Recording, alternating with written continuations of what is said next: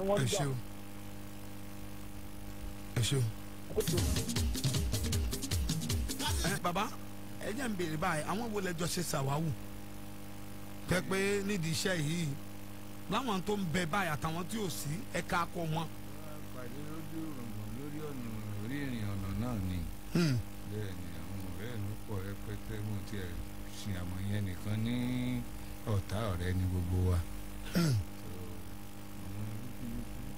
àwọn ìbátan àpínní òòṣà abidjan Dagunro èmi tiẹ̀ train àwọn yẹn nítorí èmi àtọ̀gá àwọn Dagunro yẹn lọ́rẹ̀ẹ́. mo sì ń bọ̀ lórí rẹ náà mo fẹ́ bí gan pé sáwọn kan gba bẹ́ẹ̀ tí náà kọjá.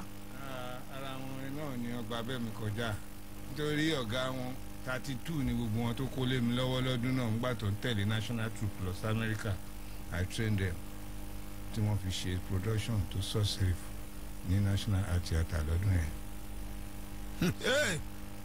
Lalude rè é o. Hello. Hello, ẹ kú ètò. Yes sir, ẹ káàárọ̀ sir. Orí lágbo òṣèré la wà Lagelu FM náà ń pè bí yìí. Bẹ́ẹ̀ ni mo kí bàbá yẹn pé ó kú oríire ò ní sí bàjẹ́ o. Àmín o. Ẹ̀mí kíkún àti àlàáfíà tí ó fi lo ilé ayé ìkúkú Ọlọ́run á fi fún o. Àmín. Orúkọ tèmi ni Olúrántí Ìdòwú láti Aláyọ̀. Ẹ ṣeun. Ẹ ṣeun. Wọ́n kì í náà ni. Ẹ ṣeun. Wọ́n kì í ni. èmi náà mo ní táyé sí kọ́kọ́rọ́ mọ́. Orí TikTok tán ti ń wò wá ní Lagelu FM 96.7 ẹ máa lọ ọbẹ̀ àwọn yẹn kún bẹ́ẹ̀ bàbíà tàbí lórí Facebook wa Lagelu FM 96.7. Hello. Hello. Yes sir, ẹ káàárọ̀ sir. Orúkọ ẹ káàárọ̀ ká wa kú ọ̀ṣùpọ̀ ní orúkọ tèmi ní lánàá pẹ̀sán tó wájú sí láti rọrùn. Àwọn gbẹ́yìn sà. Ni pé sáwọn ni wọ́n ṣe gbogbo orí ẹlẹ́mọ̀sán pẹ̀lú bàbá ẹ̀dá nígbà yẹn. Bẹ́ẹ̀ ni mo ṣe ẹlẹ́mọ̀ṣọ́. Bàbá nǹkan fẹ́ mọ̀ nìyẹn. Èmi fẹ́ ní kẹ́ẹ̀tì ẹ̀dẹ́mọ bí ìgbà tẹ̀ wà nú ẹlẹ́mọ̀sán gangan báyìí. Aláwo tó fẹ́ mọ́jọ́ ẹ̀wí mi kí n wí fún ti bàbá tọ́mọ wọn kó wá túbẹ̀ ẹnu oníkẹ́gùn tó fẹ́ tọpasẹ̀ oòrùn ẹ̀yìn dà ẹ lọ tèfètèfè ìwọ tó dẹ̀gẹ̀rẹ̀ tó fẹ́ mójìjì irọ́ lọ pa èmi ò fi mọ́ làkàlàkà fi mọ́ wò èmi ọ̀dà mọ́ làkàlàkà dámọ́nù mo lágbo mo lẹ́tù mo ní bọ̀dẹ̀ mo tún lọ́kà yá bàbá ẹ̀tù mo tún lọ́kàn lélẹ́rìnwó oògùn mo tún ní yí ẹ̀ mọ́ jẹ́ ń sọ yún délẹ̀. Bàbá mò ń bọ̀. Bí tẹ́ mẹ́nubà lẹ́ẹ̀kan ni Dagunro yẹn ẹlẹ́yìn lẹ kọ́ Dagunro nise. Mo train wọn ni. Bó ló ṣe jẹ́ ẹ bá ń ṣe pápápá.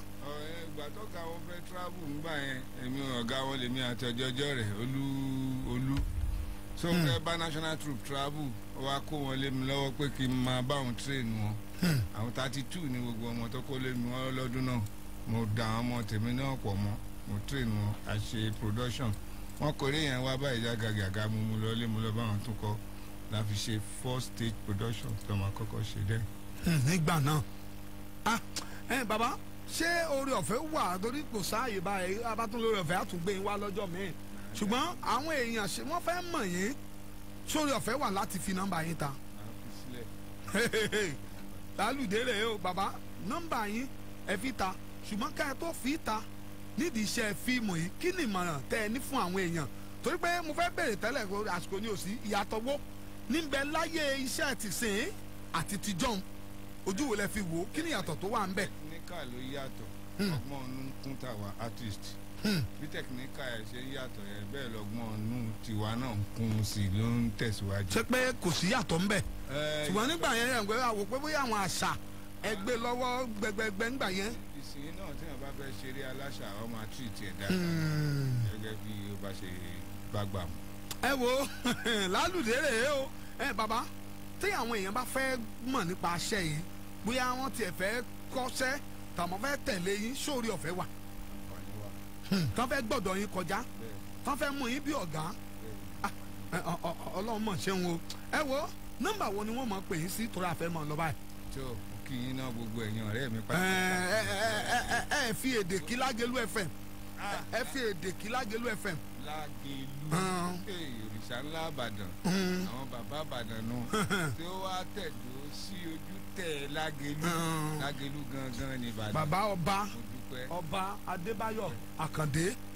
bàbá mi nu bàbá mi Adébáyọ̀ Àkàndé mo kí yín o mo ṣí fìlà forí adé o ẹ̀mí yín ó gùn. ọjọ́ keje oṣù keje nu àṣẹ bàbá àṣẹ. tó ẹ̀yin ọ̀rẹ́ mi tẹ́ ṣàánú mi lórí ọkọ̀ tí mo rà ẹ mọ̀ pé ojú kan ò ṣeé ríran ẹsẹ̀ kan ò ṣeé rìnà etí kan ò yẹ rí gbogbo téèyàn bá ń laṣọ kan náà àgbo Yorùbá ni mo sọ fún yín bẹ́ẹ̀ tẹ́ ẹ bá fẹ́ rí mi ẹ pè mí sí 081 601 66 66 4 081 601 66 66 4. God bless you. nọ́mbà yín nù. ẹ wo Olúkáyọ̀dé Adéọ̀sùn lórúkọ tèmi. ẹ jẹ́ máa dágbére fún yín báyìí pé jọ́ mẹ́jọ láti máa pàdé. ẹ lé lóhùn kóńtà fẹ́ bá mi sọ nọ́mbà mi ní 08034867571.